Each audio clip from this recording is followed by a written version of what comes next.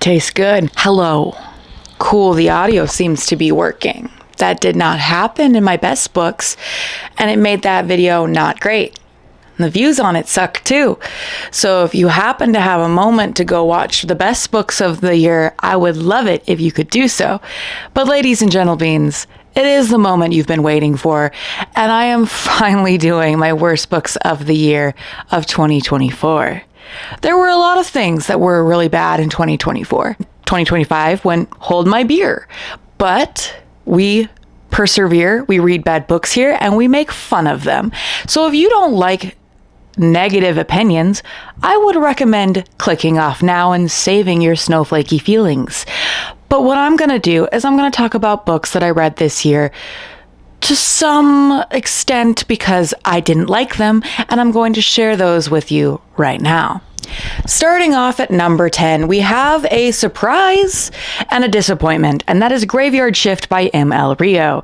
This is a short novella by the author that wrote If We Were Villains, which is one of my favorite thrillers, and this follows a bunch of people that all happen to be pretty much nocturnal. And I really enjoyed the book, and then it ended. It's very short. It's like maybe 90 pages, maybe over 100, maybe. And it just feels like it just stopped. And I don't really know why, because it was going somewhere. It was gaining steam. And then all of a sudden it just ends. So for me, that was a major disappointment. I ended up ranting to this to not only my best friend, but to my partner, because I was like, I was so invested. I wanted to know more about the characters. I wanted to know more about the story. And then it just fucking stopped. Number 9, we have Court of Wanderers. This is by Rin Chapeko, if I remember correctly. This is the sequel and the ending of the duology of a poly-vampire romance series. But the thing about this book is that it really just fell flat. And albeit, I didn't love the first one as much as I feel like everyone else did. I really loved the world, and I thought the characters were interesting, and then I felt like the romance just kind of took over, and I really wanted more from the world, and I wanted more from these characters that wasn't just them boning all over the place. We didn't get that. This sequel is just nonsensical at times, and then there's smut, and it's not really great smut in that way either. So I don't know. It just felt like some of the other stuff that I've read from this author has been really cool atmospherically, and there were things that could have been good in this series, and we just kind of didn't explore them at all, and I don't know why. And it was just disappointing. Number 8 is Trickshot. I do have a video on this as well as Icebreaker. Trickshot is another poly romance where poly is once again used as a weapon in a way that I just feel is designed for monogamous people to feel freaky deaky, but still be within their monogamous kind of mindset. This is about a guy who has a twin brother who is a very famous NFL player. A woman in an airport mistakes him for being his brother, and then he tricks her into thinking that he is his brother, and then goes and sleeps with her with his best friend. And by the end of the book, they are happy dunky dory and willing to be all a throuple. And I'm sorry, if you base a relationship off of a lie to sleep with someone, which is exactly what he did, that's not okay. That's not consensual. Holy fuck, I don't know why I have to explain this to people. But this was not great. I have a video, and I will be linking it down below.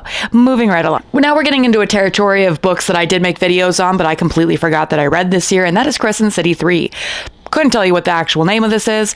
This is obviously by Sarah J. Maas, and I thought it was stupid. I made a whole board of how all of these people are doing things, and nothing about the plot really makes sense. We just get a bunch of world dumping at the end, and it really just sucked. I didn't like any of the characters. I thought this series was stupid. The inclusion of the A Court of Thorns and Roses characters was dumb, and I am over it. I'm over reading Sarah J. Maas books. I don't want to do it anymore, but I most likely will, because here's the thing. You guys like it when I talk about them, and I do think that it'll be interesting to see how she goes back to the Court of Thorns and Roses characters, because the one thing about Sarah J. Maas's writing is that she seems to only be able to focus on her like core group in a story. And that's why I felt like Nesta and Cassian felt so fucking flat in this book, because they just weren't the focus. And Bryce and Hunt are the worst characters in the goddamn world. But we'll see how it goes, you know? I'm sure that we were gonna get news at some point about what else she's fucking working on, other than the ugly ass, like, new covers for A Court of Thorns and Roses for the anniversary that just look like a fucking ripoff. But that's just me, though. If you want to know more about my feelings on this book, you can watch the very lengthy review that didn't get a lot of views when I posted it. So there's that. Didn't like it. It was ass. Once again, in the category of I forgot that I read this book, we have Butcher and Blackbird. I hate this book. I have not even tried to continue on with the series because this was just bad on a lot of levels. I have a review for it. I just genuinely don't get it. I don't understand why people thought this was hot or like romantic. And I get it. It's supposed to be serial killers who kill other serial killers falling in love, but it didn't feel like we did any kind of detective work, and it didn't feel like we had any chemistry. We just kind of fell in love with each other. And then there's a really creepy thing with a like brain dead person that kind of gets enslaved for a little bit, but apparently he isn't brain dead. It's just bad. It's just bad. I recommend watching that video. Number 5 is the Mindfuck series. I, once again, have actually 2 videos on this. I have one about the actual series. I've read all of it. I put all of it in one video. And then another video about what happened to the author. This series became my hyperfixation this year in a way that has never really occurred before. I usually just make the video and move on, but I couldn't do that with this series. This series has real world implications, and I just feel like that's something that we need to address nowadays with these dark romance books that are becoming incredibly popular, especially in the South, especially where people who look like me's rights are being taken away. I'm just saying it's going to be interesting to see how the new administration starts acting around your smut.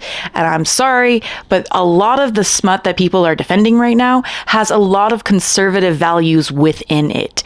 And I'm not saying we need to ban it. I need to be able to talk about how it is badly written without people getting mad at me. And that just seems to be, for some reason, a really difficult ask. I don't even know why. But yes, Mindfuck, if you haven't watched that video, is about a serial killer who dates an FBI agent. And that sounds really interesting. It's also been done before, usually done in a gay way. But this series wasn't gay. It was actually one of the most straight, boring series that I could have ever had where someone's dick gets cut off. I'm sorry, it was just fucking boring for most of it. And on top of that, the only gay character in it is considered sexual, like just deviant, and in just a way that it's just not great. It's just not great. Go watch the video. You should stay and listen to the list, but there is a lot of videos that I've made this year, and I would love it if you watch some of them. Don't worry, I have more coming. Just hit that notification bell if you want to find out when they come out. Number 4 spot goes to both the Piper CJ books that I read this year that I did not make videos about. I read Deer and the Dragon. I also read the last book in the Night and Its Moon series, mostly because I was expecting to do a very large video on Piper CJ this year, and I didn't, because I thought that, well, you know what? It feels like beating a dead horse. It feels like I'm shooting fish in a barrel. Her writing sucks. She isn't a good person. There are so many things that I just genuinely don't want to deal with this creator anymore, and I want to move on. And then what happened in like winter, December timeline happened. I have a video about that I can link as well. And I just feel like I need to start talking about this again, because there is a prevalence of specifically white women that weaponize their tears online towards people of color, silencing them, trying to get them to shut up about their poor representation in these books or the things that they support, like Harry Potter and transphobia. But the thing about it is that they're trying to use their own oppression to oppress other people. And we need to stop allowing that to happen. And that's something that I'm going to be working on this year. During the Dragon was bad. I have a Patreon vlog for it. It was atrocious. And then obviously the Night and the Moon series was also bad. And I do plan on doing an entire series review. So expect that to be coming at some point this year when I have the bandwidth for it, which will probably not be for at least a few months, but it will be happening. And if you want updates on it, I will start updating more about the vlogs and rants that I will be doing over the course of the year on my Patreon and in my Discord. So links will be down below. Number 3, another video that did not happen or see the light of day because A, the series was boring, and B, I just didn't want to do it, was the Vicious Lost Boys series or whatever. This is about Peter Pan. If he was a adult, I guess, question mark, and also liked to R-word people. This follows a girl who's like women in her maternal line have all been kidnapped and then they've been returned after they spent like an iota of time over in Neverland. And Neverland happens to be run by Peter Pan and the Lost Boys, who are referred to as boys on numerous occasions, but then do very sexual things with many of the women around them. But most specifically, Winnie, I think that's her name. I read all of this series thinking I would be doing a big, nice video for you guys, but I couldn't make myself do it because that was a lot of what was happening over the course of this year. I actually did enjoy a lot of what I read. I just had a lot of videos that I was like, I'm going to make this video because it'll be fun to poke fun of this series. I can't do that anymore. I have to have at least something to say about what I'm reading. And this series especially, I've already said everything about this series, just about other series. It was weird that it felt like a knockoff of Sarah J. Maas's books at the same time as being a cringy, awful, stupid dark romance. And that's kind of offensive, but I'm sorry. I have yet to read a dark romance that I feel like brings value to the romantic genre in a way that isn't what I would view as more self-harm and self-sabotage for the reader. It's my opinion. And it's not even really the genre itself. I feel like if it was just a genre that people enjoyed and were chill about, it wouldn't be that bad. But anytime I criticize a dark romance on this platform, and any platform at all, it seems like the most hard-headed people come out and say that I can't criticize it because it's dark romance. I'm like, no, it's a book. I get to criticize it. People get to criticize things they don't like. If you don't like the fact that someone doesn't like the thing that you like, that's your problem. I don't care. Okay? Moving right along. And the number 2 spot goes to, once again, another dark romance, and that is Hunting Adeline. You would think that this would have gone to the number 1 spot. I would have thought that as well, but it actually didn't. There is something worse, I feel like, than Hunting Adeline, mostly because Hunting Adeline was just meh. I have a video on this as well, and it was just torture porn. It was just torture porn, and I get that in some ways more than I get like the weird conspiracy theories part of Hunting Adeline. But this book was just lazy. It was just like really poorly written and constructed, and I just don't understand why people love this series so much. I just don't, and I don't have to. I don't have to get it. I do want to do research into the psychology of dark romance because I'm sure there is a catharsis reading something like this, but then I don't understand the romanticization that I've seen in the comments about this series about Zaid. Zaid is the main character's god at the end of the book. And I don't know about y'all, but that doesn't give decentering men to me. And if you get mad at me for saying decentering men in a video where I am talking about how these toxic romances are toxic, I don't know what to tell you anymore. I just don't. It's just not great. Watch the video. Drum roll, please.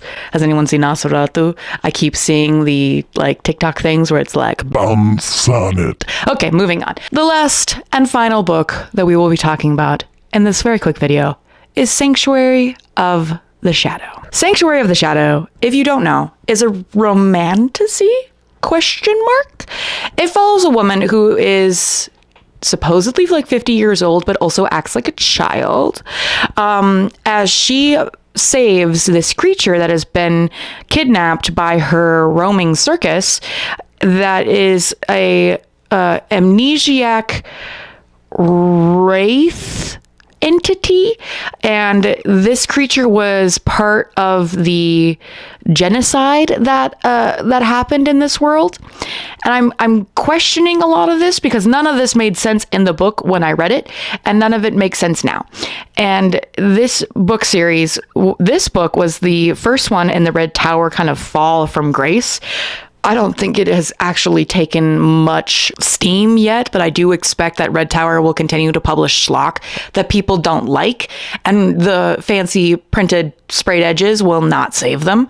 This was just really, really bad. I made a very short video about this book, and it was mostly just because I was interested in what was going on with Red Tower at the time, not necessarily interested in the book, but a lot of people didn't like this, and for good reason. The writing style is really bad. It's just atrociously written. And this has like a 2 point something on Goodreads. Like, it's really, really, really bad. And the thing about the romance is that the main character babies and like coddles the main love interest because he has the brain power of a child, and it is just gross. It's just nasty. And the rest of the book is just slight racial stereotypes for the entirety of it. It's not good. It's really bad, actually. And I always have to wonder why people publish things like this, because this is like the author's full fucking photo is with this. Red Tower's name is on this book, and it's not good. It's just really gross. It's just really bad. And it's not even good smut because you can't really separate the fact that his brain is not like fully developed.